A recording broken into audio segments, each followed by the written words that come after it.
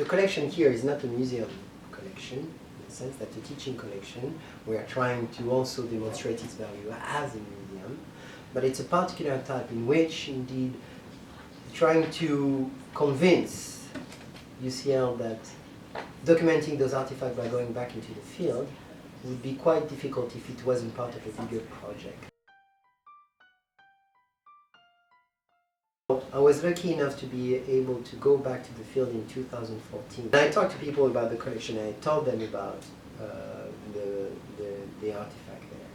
And I was faced in a very interesting situation, because it is the particular colonial history of Guinea, in which younger people have absolutely no interest in re-engaging at this stage with these type of artifacts, because they are more interested in development, in modernization. I talked to the people who were closer to my own generation, in their 40s or 50s, and some of them are very interested into that.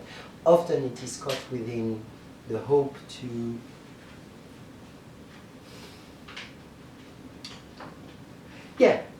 be part of the culture industry, right? That is to create, heritage and museums, to create a tourism industry, to attract people that would come and see their culture. They see that as a sort of an avenue. That's a commodification of custom.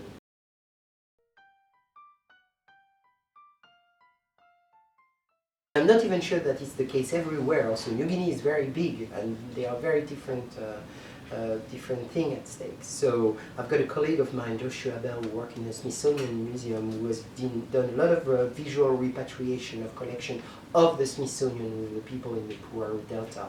But also the situation that the people there were facing was even more dire, because they were under threat from logging company, and they were trying to reconnect with their past that their grandfathers had themselves got rid of during a period of iconoclasm where they destroyed everything.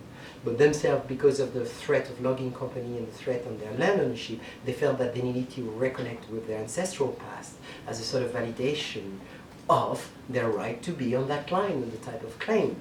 But the people I'm working with are not on that type of threat yet.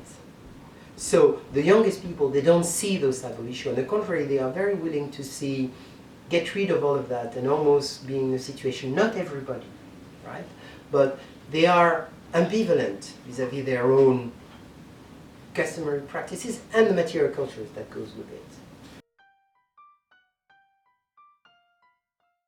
That's one of the elders that actually said on a public ground in 2014, that said, like, the white man here, because I'm considered as white in the field, the white man here knows more about your culture than yourself, because I've read the ethnography, I knew about the initiation and etc., trying to shame them. Didn't really, hit the mark, right? So that's a complicated situation there. And because of the institutional practice, I'm not in a museum. I can't go back there every year to go back with artifacts and images and go back and try to revitalize that. But that should be the integral part of what we are doing. The Abelam people have been very important in literature to renew anthropology of art. You were talking about how to reconcile that. They've been crucial because one of the major researchers was based at the LSE, Anthony Forge, and he's one of the writers that completely transformed the way in which anthropologists would think about art. And then he became the supervisor of another gentleman, which is quite known in the domain of anthropology of art, with Alfred Gell, who wrote this book, which is Art and Agency, that was literally a nuclear bomb in the field of theory in anthropology of art. So the Abelam were really, really very, very important, pivotal, or the material. And in a sense, I feel that we should give that back to them without, Anthony Forge going there and then engaging with them. Perhaps the way in which we think about art today wouldn't be exactly the same. Perhaps we wouldn't have had an Alfred Gell. So one of the ways in which we could perhaps remotivate, and that's also a strategy, is to go back to museums. There is some amazing collection. I mean, hopefully we'll find some pictures of those artifact and collection all around Abelam collection. Very spectacular. And let's say if a big museum, Europe or America, we decide to create a very big exhibition with those fantastic artifacts, right? Then perhaps that would be the moment where we could, you know, have some fun to engage with the source community, and perhaps also give, you know, trigger something in the mind of the younger population, like, oh, they are interested about what our sisters were doing, so perhaps there's something here interesting. Doesn't mean going back, it doesn't mean recreate, but giving back a sense of pride and a form of authority.